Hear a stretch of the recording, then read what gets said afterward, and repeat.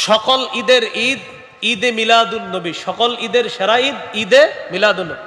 আমি শ্রদ্ধার সাথে তাদের এই কথা গ্রহণ করে বলি, আপনি যে বললেন সকল ঈদের সেরা ঈদ ঈদে মিলাদুন নবী, আপনার এই কথাটা শ্রদ্ধার সাথে গ্রহণ করে আমি বলি, আপনি যেই ঈদ পালন করেন এটার যদি সকল ঈদের সেরা ঈদ হয়, আমরা বলবো আমার নবী যেটা পালন করছে সেটা হবে সকল ঈদের সেরা ঈদ।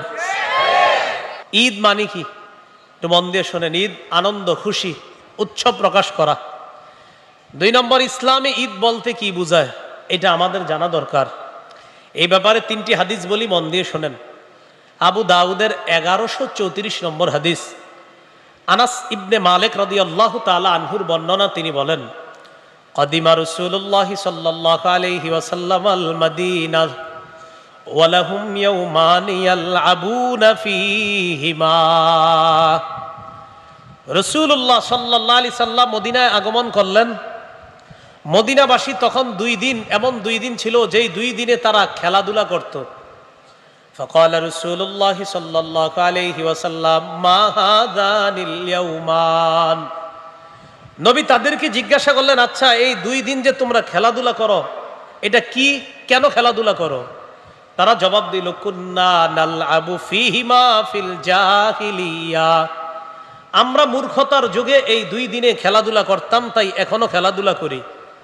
فقال رسول الله صلى الله عليه وسلم ইন্নাল্লাহা ক্বাদ আবদালাকুম বিহিমা খায়রাম মিনহুমা ইয়াউমাল আযহা ওয়া ইয়াউমাল ফিত্রি। রাসূলুল্লাহ সাল্লাল্লাহু আলাইহি সাল্লাম বললেন, অতীতের যে 2 দিনে খেলতা এটা ভুলে যাও, আল্লাহ তাআলা তোমাদেরকে ওই 2 দিনের পরিবর্তে ঈদুল ফিতর এবং ঈদুল আজহা নামে অতি উত্তম 2টি ঈদের দিন আল্লাহ তোমাদেরকে দান করছেন। তাহলে ইসলামে মুসলমানদের ঈদ কয়টা? আবার বলেন, মুসলমানদের ঈদ কয়টা? 2টা। এখন আমি আপনাদের কাছে একটু জানতে চাই, নবীজি সাল্লাল্লাহু আলাইহি সাল্লাম যেই ঈদ পালন করেছেন ওই ঈদটা সেরা নাকি আমরা যেই ঈদ পালন করব সেটা সেরা? নিঃসন্দেহে নবীজিরটা সেরা, নবীজির সাথে যারা পড়ছে ওইটা সেরা। এখন কথা হলো আপনারা যেটা করেন সেটা আমার নবী করছে কিনা? জবাব হলো না। অতএব আমার নবী যেই ঈদ করছে সেটাই সেরা ঈদ, আপনাদেরটা যেটা এটা সেরা ঈদ না।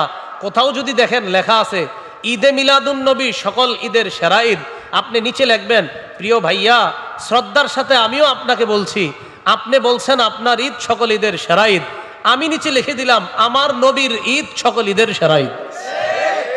আপনি খালি আগে এইভাবে বলবেন, যেমন আমরা 2 জন, তো উনি বলতেছি ঈদে মিলাদুন নবী সেরা ঈদ, তা আমি বলতেছি নবীরটা সেরা ঈদ। উনি টেনশনে পড়ে গেছে, নবীর ঈদ আর ঈদে মিলাদুন নবী কোনটা? তো আমি বলতেছি আপনি কোনটা? আমি ঈদে মিলাদুন নবী সেরা ঈদ বলি। মানি কোনটা? ওই যে 12ই রবিউল আউয়ালে আমরা একটু আনন্দ উল্লাস করবো, ঘুরমু ফিরমু, খামু শেষে মিষ্টি ইত্যাদি, যাই হোক যেটা হোক। তো উনি বলতেছে ঈদে মিলাদুন নবী এটা হলো সকল ঈদের সেরা ঈদ। তা আমি বললাম ঠিক আছে, আপনার কথা শ্রদ্ধার সাথে গ্রহণ করে বলছি আমার নবীরটা সেরা ঈদ। উনি কয় নবীর ঈদ মানি? আমি বলি নবী যে ঈদ করছে। তখন বলতেছে নবী যে ঈদ করছে সেটা কোন ঈদ? আমি বললাম সেটা 2 ঈদ। এখন উনি বলতেছে আমি যেটা করি, আমি বললাম এটা আপনাদের বানানো ঈদ।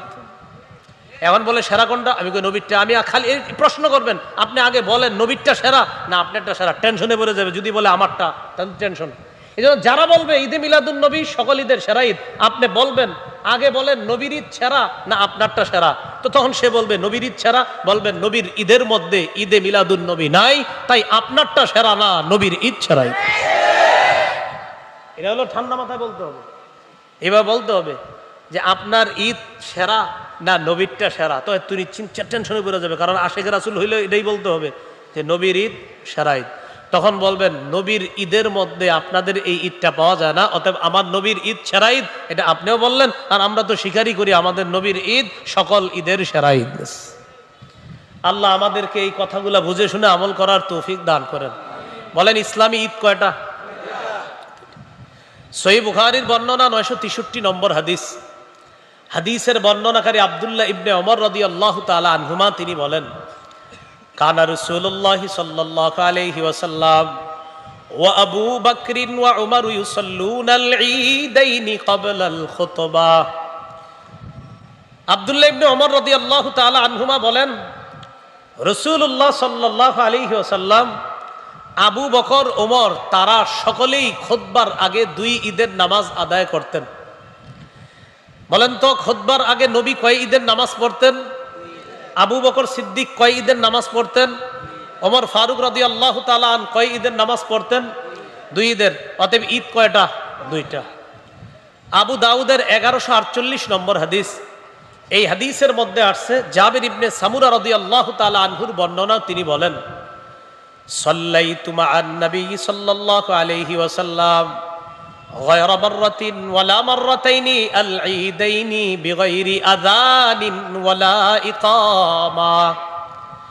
জাবির ইবনে সামুরা রাদিয়াল্লাহু তাআলা আনহু বলেন, আমি একবার দুইবার নয়, অসংখ্য অগণিত বার আজান এবং ইকামত ছাড়া রাসূল সাল্লাল্লাহু আলাইহি সাল্লামের সাথে 2 ঈদের নামাজ আদায় করছি।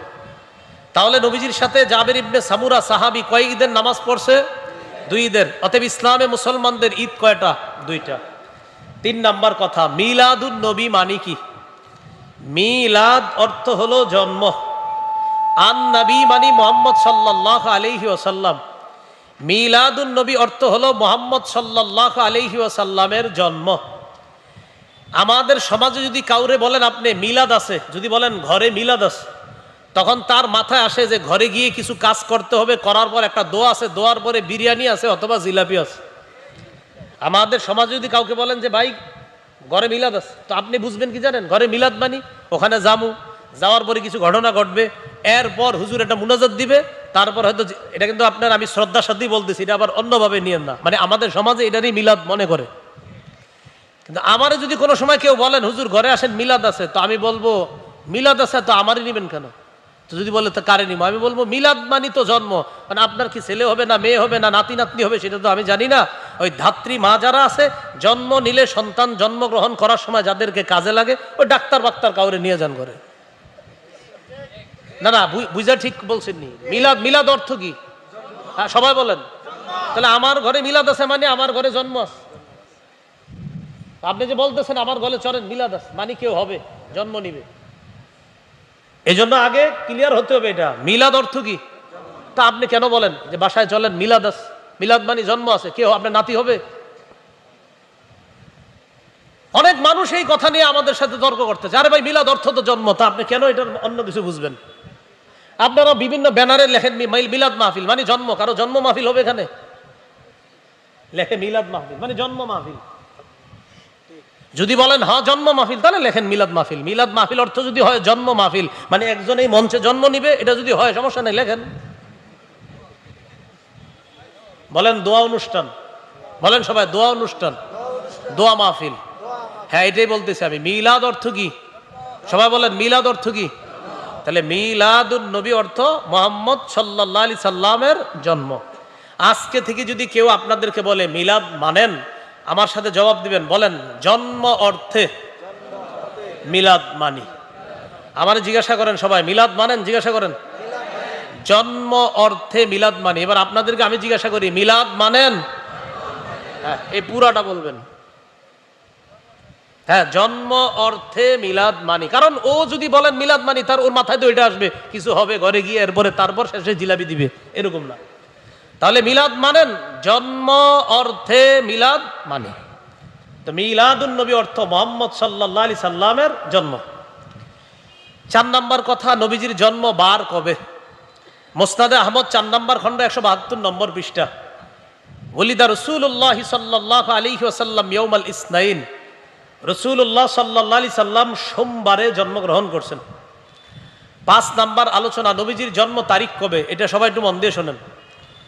কেউ বলেন নবীজির জন্ম তারিখ 2 রবিউল আউয়াল, কেউ বলেন 8ই রবিউল আউয়াল, কেউ বলেন 9ই রবিউল আউয়াল, কেউ বলেছেন নবীর জন্ম 10ই রবিউল আউয়াল, কেউ বলেছেন 12ই রবিউল আউয়াল, কেউ বলেছেন 17ই রবিউল আউয়াল, কেউ বলেছেন রবিউল আউয়ালের 8 দিন বাকি থাকতে নবীর জন্ম, কেউ আবার বলেছেন রমজানের 12ই রমজান নবীর জন্ম।